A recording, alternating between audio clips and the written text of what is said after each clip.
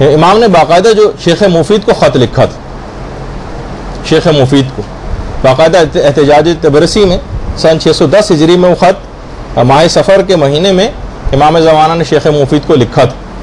تو باقاعدہ اس کے اندر یہ جملہ تھا کہ ہم تمہاری نسبت اہمال نہیں کرتے، یعنی بے توجہی نہیں کرتے.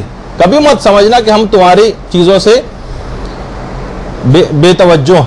دیکھیں اہمال میں اور ترک میں ایک فرق ہوتا، یعنی مقصد ہے اس جملے کا یہ کہ اگر تم نے رعایت نہیں کی یعنی ہمارے حقوق کی، تو اہمال ہماری طرف سے نہیں ہوگا، تمہاری طرف سے ہوگا. یعنی یہ بے توجہی اصل میں تمہاری طرف سے ہے، ہماری طرف سے نہیں. اور ولا ناسینا لذکرکم، اور ہم تمہاری یاد سے غافل نہیں، ہم بھلائے ہوئے نہیں ہیں تم کو. یہ تمام شیعوں سے ایک لحاظ سے خطاب کیا. دینی طالب علموں کے لیے ان کے اعمال کے اور افعال کے شاہد و ناظر.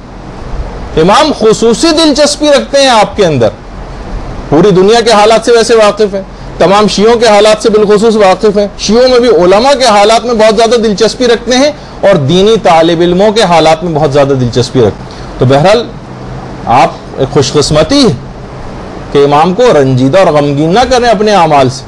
وہ جو اتنا زیادہ آپ کے متعلق توجہ رکھتا ہو، اتنی دلچسپی رکھتا ہو، آپ کے اوپر عنایات اپنی بکھیرتا رہتا ہو، اس سے اتنی بے توجہی برتنا یہ بڑی جفا اور خود غرضی. تو دیکھیے صرف امام زمانہ علیہ السلام کی بات نہیں، دیگر ائمہ بھی یہ بھی آپ کے لیے غمگین ہوتے تھے. ابو بصیر کہتے ہیں کہ ہم چھٹے امام امام جعفر صادق علیہ السلام کی خدمت میں پہنچے.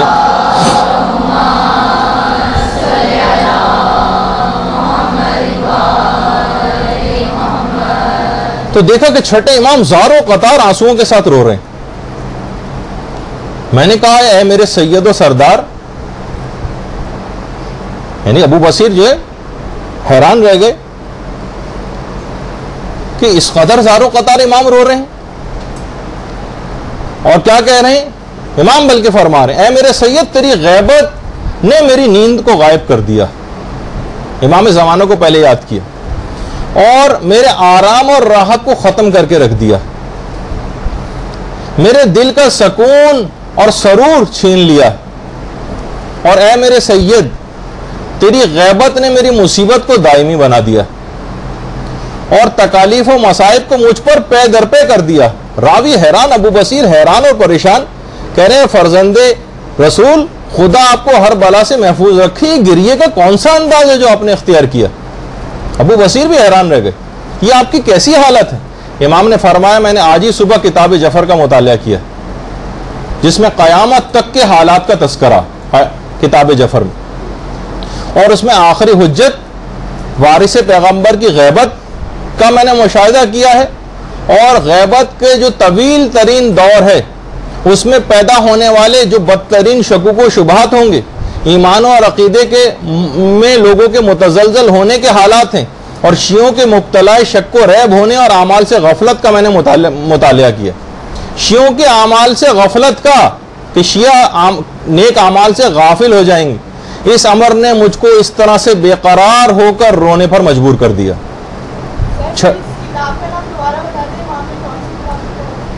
نہیں، کتاب جعفر، کتاب جعفر ائمہ کو دیگر ائمہ کی طرف سے جو تبرکات ملتے تھے اس میں کتاب جعفر بھی تھی. علم جعفر جسے کہا جائے. آج کل جو بھی علم ہے لوگوں کے پاس علم جعفر، یہ مکمل علم نہیں،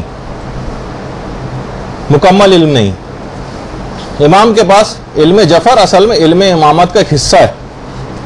تو امام نے فرمایا کہ میں نے آج ہی کتاب جعفر میں مطالعہ کیا ہے، اور آخری زمانے کے جو شیعوں کے حالات ہیں ان کو میں نے دیکھا ہے کہ شیعہ کس طرح سے مبتلا شک و ریب ہو جائیں گے، شکوک و شبہات کے اندر گرفتار ہو جائیں گے، اور اعمال سے، نیک اعمال سے کس قدر غافل ہو جائیں گے، بلکہ ان کے ایمان اور عقیدے بھی متزلزل ہونے لگیں گے. اس بات نے مجھے اس طرح سے بے قرار ہو کر رونے پر مجبور کر دیا. تو اب آپ خود سوچئے کہ جو امام زمانہ کی پیدائش سے پہلے چھٹے امام آپ کے حالات پر اس قدر رو رہے ہیں، تو وہ امام جو کہ ہمارے زمانے کا امام ہے، اس وقت موجود اور زندہ ہے ماشاءاللہ، اس کو ہماری بدعمالیاں کس حد تک رلا رہی ہوں گی اور کس حد تک ان کو غمگین کر رہے ہوں گے، یہ تصور میں لے کر آئیے. دیکھیے امام سے جو آپ کی محبت ہے یہ بالکل برحق ہے. اس میں کسی کو شک اور شبہ نہیں. لیکن دیکھیں محبت کے کچھ تقاضے ہوتے ہیں. دیکھیں محبت ہمیشہ محب پر اپنے اثرات چھوڑتی. دیکھیں دھوپ کا ایک اثر ہوتا ہے, گرمی کی صورت میں ظاہر ہوتا ہے. برف کا ایک اثر ہوتا ہے, ٹھنڈک کی صورت میں ظاہر ہوتا ہے. محبت کا بھی ایک اثر ہے جو ظاہر ہوتا ہے. محبت جو کرنے والے ہوتے ہیں ان میں مانگنے کا نہیں, کچھ دینے کا جذبہ ہوتا ہے. ہم دیکھتے ہیں کہ ہم دینا دلانا کچھ بھی نہیں, امام کو اپنی طرف سے اپنا کوئی عمل نہیں بھجوا رہے, بس صرف مانگے چلے جا رہے ہیں. جس طرح ایک آقا کا ایک طریقہ کار ہوتا ہے جو غلام سے معاذ اللہ صرف تقاضے کرتا رہتا ہے, یہ کرو وہ کرو وہ کرو وہ کرو. وہ اپنے آپ کو پابند نہیں سمجھتا کہ مجھے بھی کچھ کام کر کے دکھانا. تو محبت کرنے والوں کا کچھ مانگنے کا نہیں, کچھ دینے کا جذبہ ہوتا. محبت کرنے والا اپنے محبوب کی ناراضگی سے ڈرتا, اس کے سامنے ایسے اعمال کو انجام دیتے ہوئے شرمندگی محسوس کرتا. لیکن ہمیں وہ نظر نہیں آ رہا ہے. محبت کے کچھ تقاضے ہیں, صرف محب کہہ دینا اپنے آپ کو کافی نہیں, کوئی لیبل نہیں ہے کہ کوئی خطاب ہم کو مل گیا محب اہل بیت ہونے کا. عمل سے یہ چیز ظاہر ہوگی. وہ شرمندہ ہوتا ہے, اس کی ناراضگی سے ڈرتا ہے. محبت کرنے والا اپنے محبوب کی مشکلات کے اوپر غمگین ہوتا. تو کیا ہو گیا؟ اچھا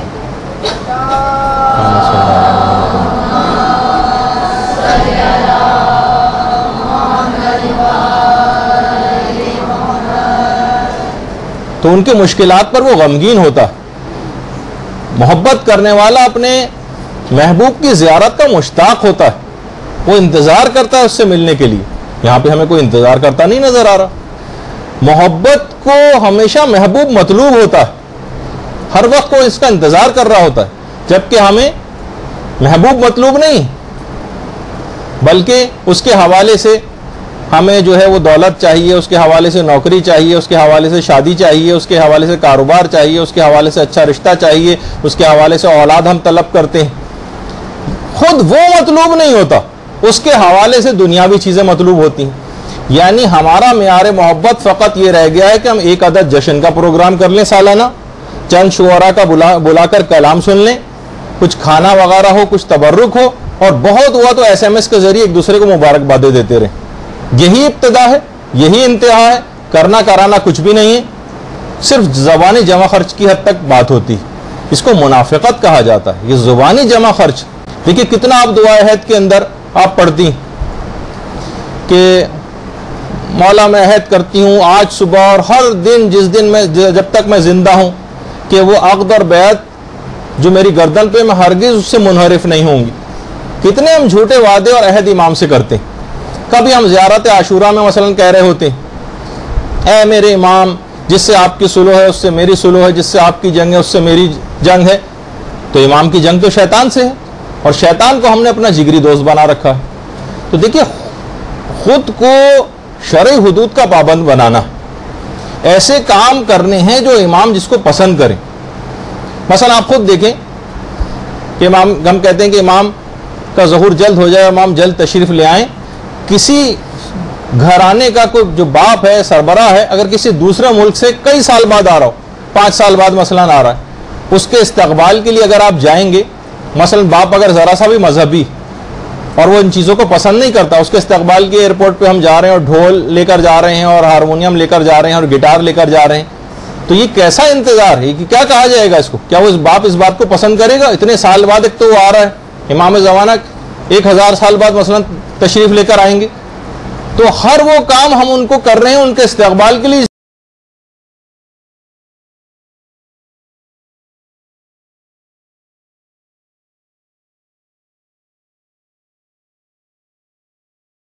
تو دیکھیے آپ کو چاہیے کہ اس وقت کی بھی لذت کو محسوس کریں کہ اگر ہم مر گئے اور امام ہماری قبر کے نزدیک آ کر کہیں کہ قم باذن اللہ, اٹھو اور میری دور حکومت میں یہ فلاں فلاں خدمت انجام دو, تو یاد رکھیں یہ وہی لوگ ہوں گے وقت اٹھائیں گے جو مرنے سے پہلے کوئی خدمات دینی انجام دیتے ہوں, کسی نہ کسی شعبے میں کوئی خدمت دینی انجام دیتے ہوں گے. یہ کیسے ممکن ہے جس زمانے میں تم خود مکلف تھے, تم پر شرعی ذمہ داریاں تھیں, وہ ساری زندگی تم لاپرواہی سے گزار کر مر گئے اور کچھ کر کے نہیں دیا, اور مرنے کے بعد تمہیں زندہ کر کے کوئی ذمہ داری دی جائے گی؟ خود سوچیں کہ عقل اور تصور میں آنے والی بات ہے.